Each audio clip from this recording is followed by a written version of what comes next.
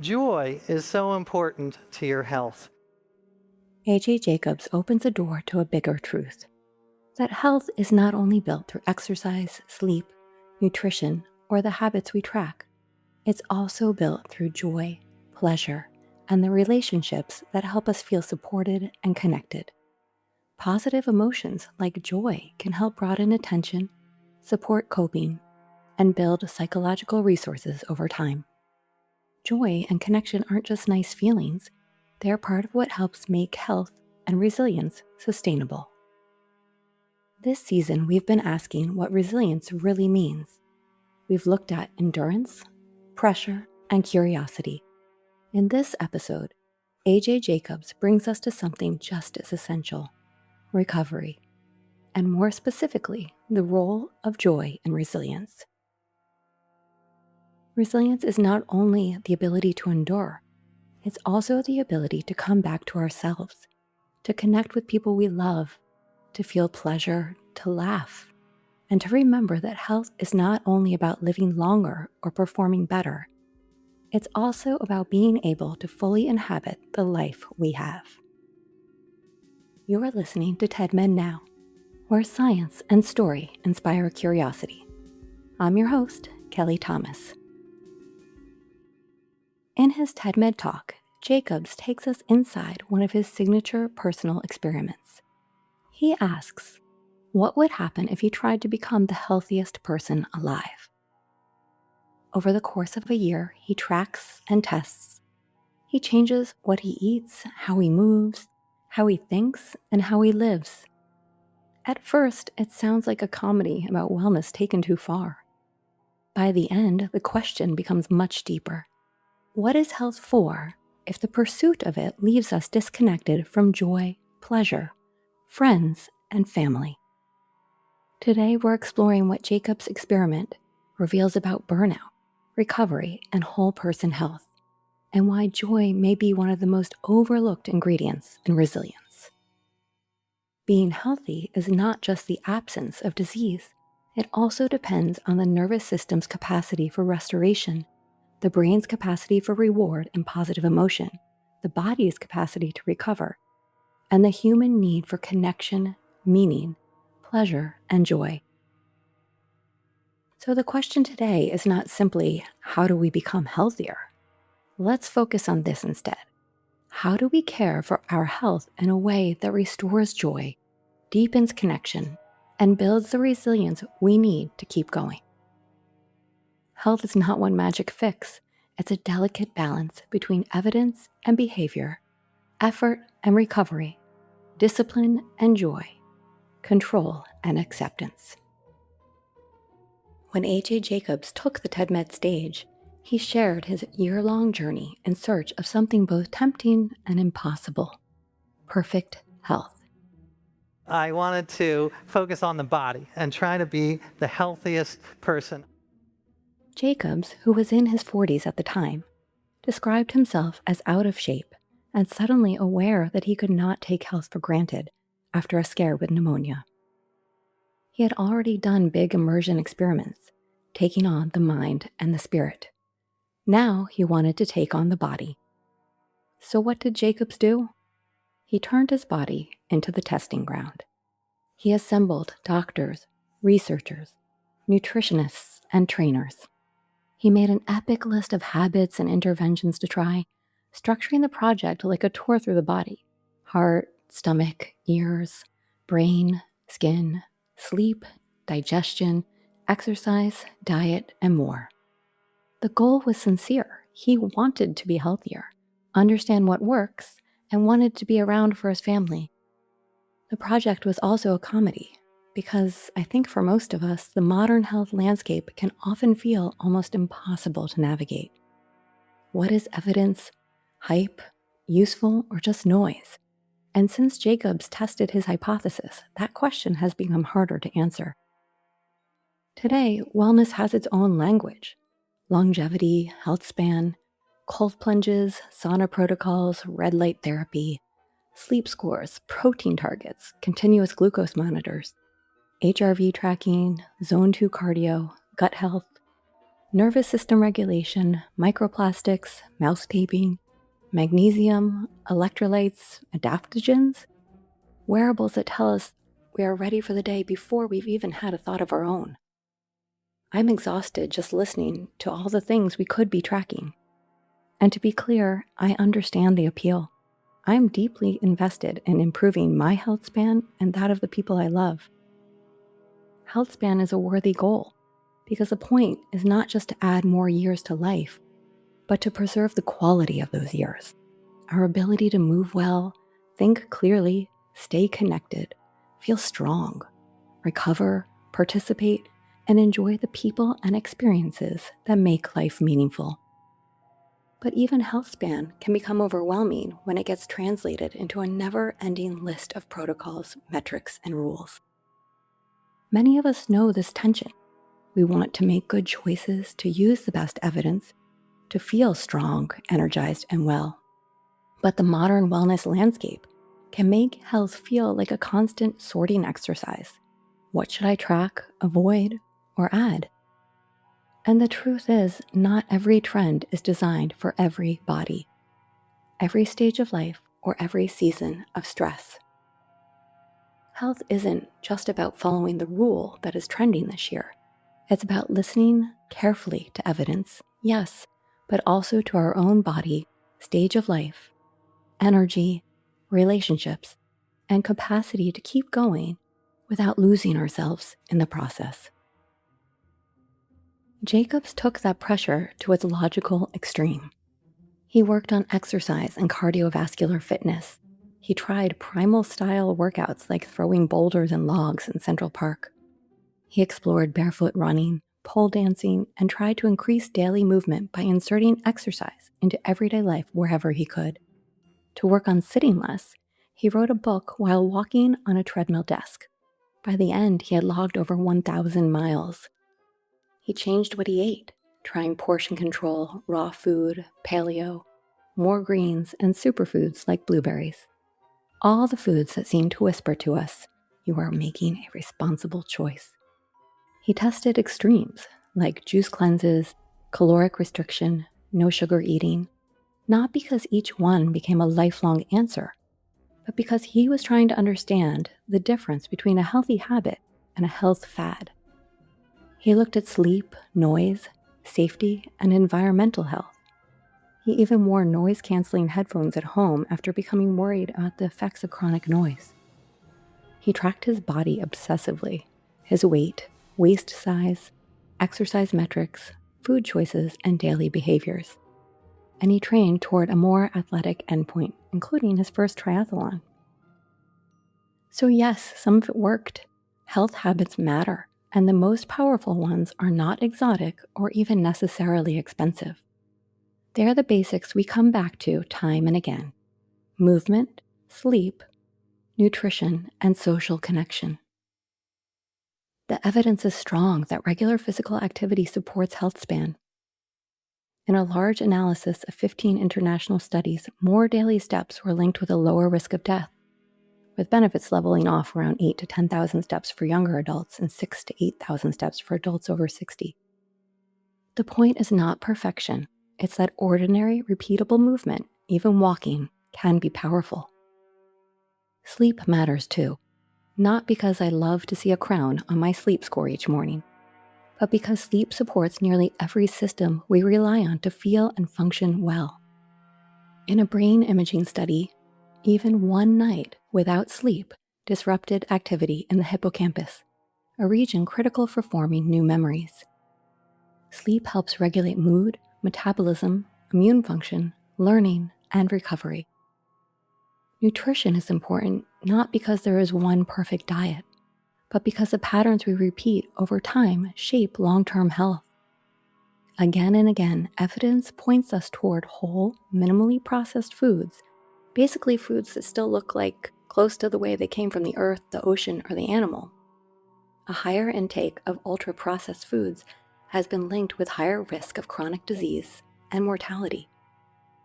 So the point is not to chase the trendiest diet, but to build a way of eating that is nourishing, sustainable, and grounded in real life. Connections matter too. Stronger social relationships have been associated with a greater likelihood of survival. Healthspan is not only built through movement, sleep, and nutrition, it's also built through the relationships that help us feel supported, needed, and connected. These are the foundations of healthspan: movement, nutrition, sleep, and connection. The things that help us move well, think clearly, recover, participate, and stay connected to the lives we want to live. But Jacob's experiment reveals something else too. Living so healthily was killing me. It was, it was so overwhelming because the amount of things you have to do, it's just mind-boggling.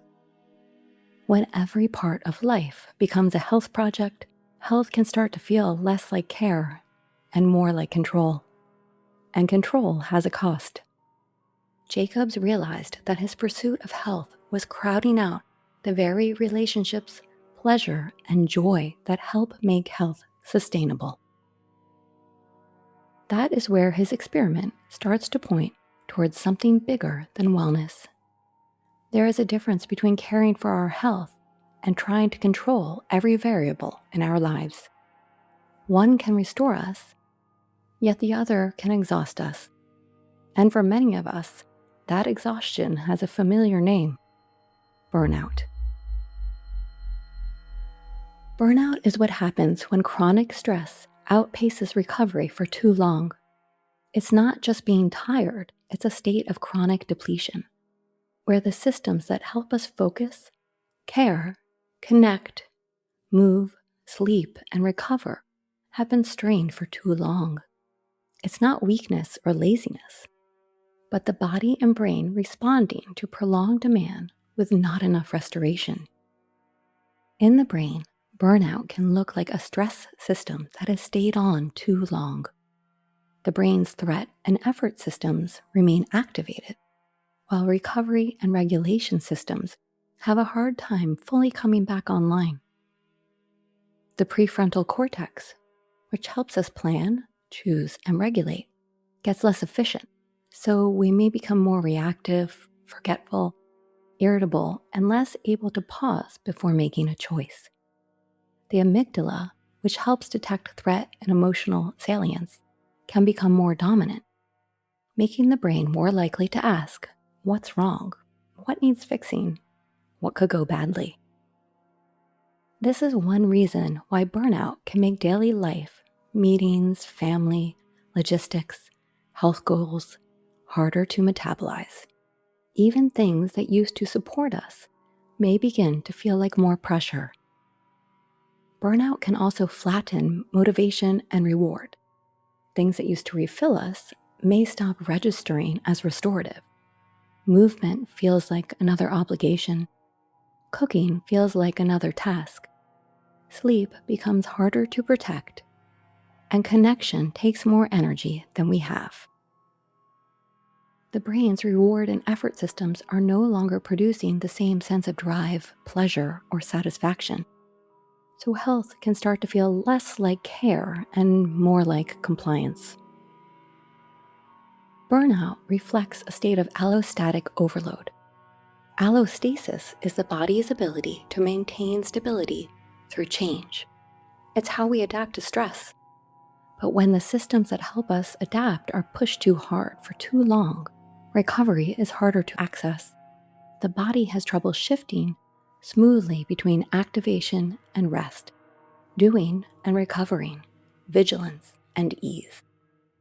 That helps explain why burnout is not just a mood, but a whole system strain. Chronic stress can disrupt sleep, immune signaling, emotional regulation, and the body's ability to repair. So burnout affects not just how we feel, but the systems we rely on to build resilience. At first, Jacob's experiment sounds like the ultimate wellness plan. I was listening to all the experts and talking to sort of a board of medical advisors, and they were telling me all the things I had to do. I had to eat right, exercise, meditate, pet dogs, because that lowers the blood pressure. I wrote the book on a treadmill. It took me about 1,000 miles to write the book. I had to put on sunscreen. Each piece of advice seemed good, but stacked all together, it created a life of constant self-monitoring. The pillars of a long, healthy life, movement, nutrition, sleep, and connection, are not just boxes to check. They are systems of effort and restoration. Movement is not only exercise, it's a way to regulate the nervous system, improve mood, support metabolism, and reconnect with the body. Nutrition is not only discipline, it's fuel, pleasure, culture, and care. Sleep is not wasted time. It's when the brain and body repair, regulate emotion, consolidate memory, and restore the capacity to meet the next day. And connection is not optional. It's one of the ways humans recover. We are biologically shaped by safe relationships, belonging, and being known. But burnout distorts all four. Movement becomes another demand. Nutrition becomes another rule. Sleep becomes another thing to fix. And connection gets crowded out by the effort to keep up. Taken to extremes, the very practices that are supposed to help us live better can start to feel like evidence that we are still not doing enough. That is what Jacobs eventually discovers. His experiment improves parts of his health, but it also reveals the downsides of turning health into an obsession. It was successful overall, but I also learned that I was too healthy, and that was unhealthy. I was so focused on doing all these things that I was neglecting my friends and family. Health is not only about the optimization of the body, it is also about recovery after stress, feeling connected, experiencing meaning, and having the flexibility to adapt. That is resilience. And burnout erodes resilience because it drains the systems resilience depends on by taking away recovery, narrowing attention, weakening emotional regulation, making effort feel heavier, and connection harder to reach. So what is the missing ingredient that can help improve habits that support movement, nutrition, sleep, and connection without leading to burnout? Without making our desire to increase health span feel like a job? If burnout is what happens when health becomes another task list, then maybe the next question is, what makes health sustainable? After trying so many strategies to become healthier, Jacobs lands on something that sounds simple, but is actually profound. Joy. Not joy as a luxury or a reward we earn after we have done everything right, but joy as part of what makes healthy behavior sustainable in the first place. Joy is so important to your health that you cannot, none of these behaviors, very few of these behaviors will stick with me unless there's some sense of pleasure and joy in them. Maybe joy is not the thing we add after health is handled, but maybe joy is one of the things that helps health endure. And this is where Jacobs' experiment becomes more than a comedy about wellness. After a year of tracking, testing, and optimizing, he realized that the pursuit of health had begun to crowd out the very thing health is supposed to protect: his life with friends, family, pleasure, meaning, a life with room for joy. When we experience joy, the brain doesn't flip on a happiness switch. A complex network of states activates. Reward circuits, including in the brain's ventral striatum, help mark the moment as valuable. Dopamine helps the brain learn what may be worth returning to. The prefrontal cortex helps give the experience meaning, connecting it to who we are and what we care about. The amygdala, a vital part of the brain's limbic system that helps regulate emotions and behavior, tags the experience as emotionally important. The insula reads the body from the inside. The breath, heartbeat, warmth in the chest, ease in the face. Joy isn't just a mood, it's information, a signal that something feels meaningful, worth moving toward. Stress and burnout send a very different message. Under chronic stress, the brain narrows, scanning for threats, mistakes, unfinished tasks, and the next thing that could go wrong. The body prepares to manage, protect, and endure. Joy does something different. It gives the nervous system a moment of recovery, reminding the body that not every moment is a problem to solve. It helps us register connection, pleasure, and play. This brings us back to resilience.